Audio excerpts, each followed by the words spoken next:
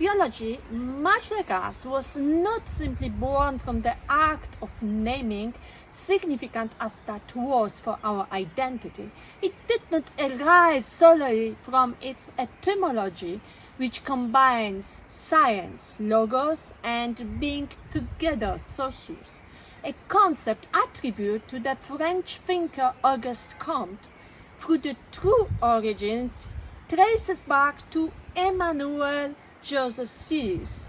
Instead, it was through the collective efforts of numerous thinkers, each daring to view reality from a unique perspective, that sociology was discovered and shaped.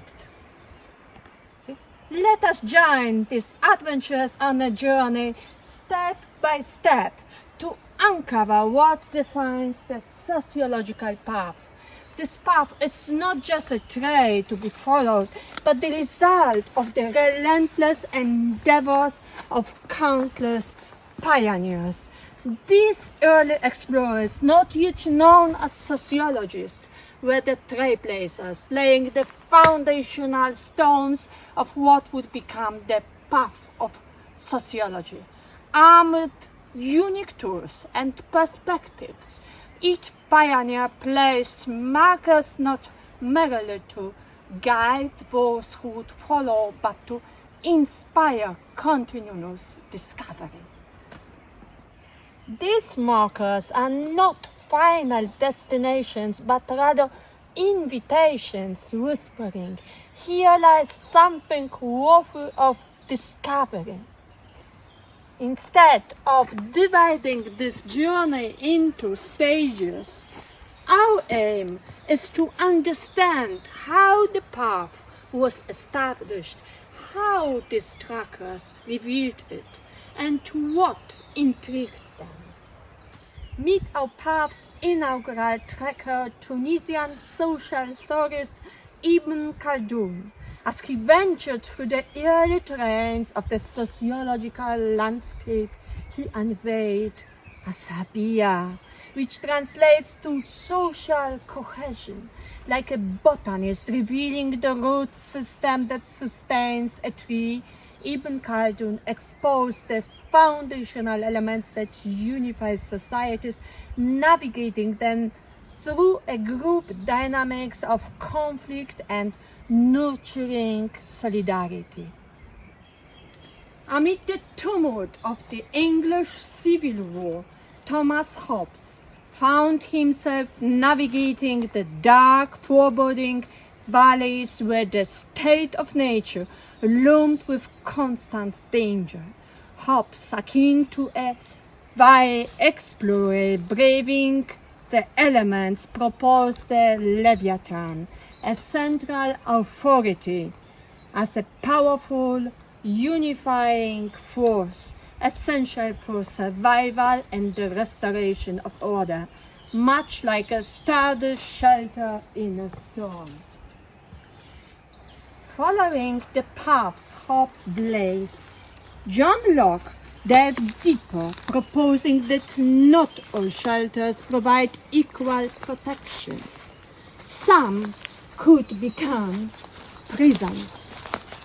He contended that central authorities, akin to Leviathans, might exploit their power, leading to tyranny.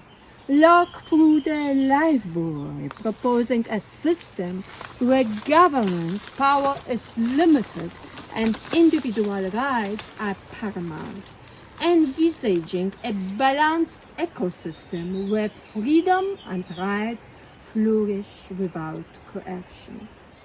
Embarking from France to the US, Alexis de Tocqueville reflected on the unstable terrain of democracy he left behind in France, where after 1798 revolution he witnessed the transition from aristocracy to fleeting democratic state, rapidly devolving into despotism. Conversely, in the US he encountered much more stable landscape. Driven by curiosity, our explorer exclaimed, "Why is this so?" His quest for understanding led him to discover the critical role of civil society in nurturing social order, serving as guiding stars toward a stable democracy. Robust communities and vibrant organizations, families, churches, local groups emerges at the bedrock of a thriving democracy, anchoring it against the drift into despotism. Next, we follow in the steps of Auguste Comte, the daring traveler who first attempted to describe his observations using the previously coined term sociology, and who thus mapped out the contours of our sociological journey. His method of discovering social patterns, which he labeled positivism, had a bright goal: the improvement of society by eradicating poor education.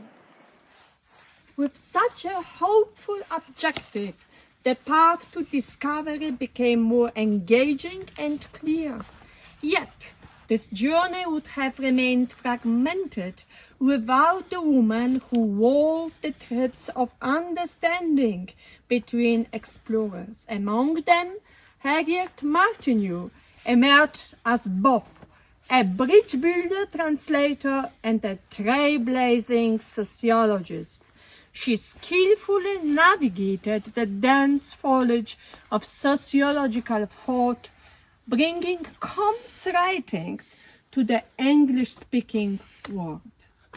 Beyond mere translation, Martineau mapped the first international and systemic comparison of social institutions and ventured into the rocky darkness of a capitalist system. Her critique of exploitation and impoverishment casts light on the social cliffs that deprived women of their rights. Her concern resonated throughout the exploratory expanse. Venturing into the rugged landscape of social inequality, Scottish philosophers Adam Ferguson and John Millar, alongside the formidable duo of Karl Marx and Friedrich Engels, illuminated the dark and hopeless caverns where impoverished workers clashed against the monoliths of power and wealth. Their journey unearthed the precipice of revolt, where those shrouded in darkness no longer tolerated suppression and poverty. Marx and Engels, with precision, charted a new course, diverging from established roots of economics and Hegelian philosophy, to forge the sociological way.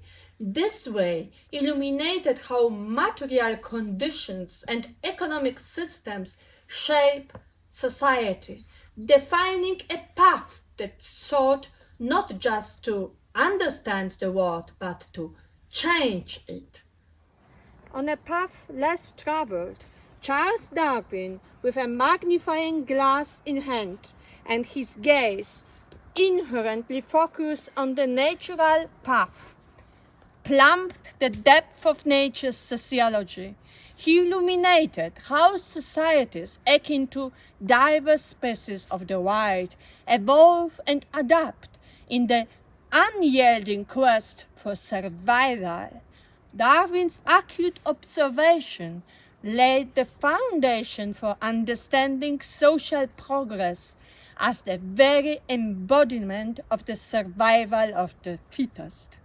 Following in these footsteps, Herbert Spencer expanded upon Darwin's insight, envisioning society as a vibrant, living organism with a complex ecosystem in perpetual motion. Despite his laissez-faire views on social care and inequality, Spencer inscribed sociology onto the academic map by publishing first book with sociology in title, The Study of Sociology in 1873. His work charted a course for future explorers, despite controversy surrounding his views on intervention and social reform. Another explorer, Georg Simmel, turned his gaze toward the intricate details of the sociological landscape. With his focus honed on the micro-level theories, Simmel illuminated the dynamics of groups, the roots of social conflict, the currency of interaction, and the mosaic of individual identity, offering a close-up view of the complex social ecosystem. We have tracked through the wilderness of sociological thought, unveiling the foundational principles shaping human societies. This journey transcends mere observation. It's an immersion into the sociological realm, where questioning the observed and contributing to its exploration are paramount. From the bird's eye view of macro theories to the ground level scrutiny of micro theories, we have encountered diverse landscapes of insight.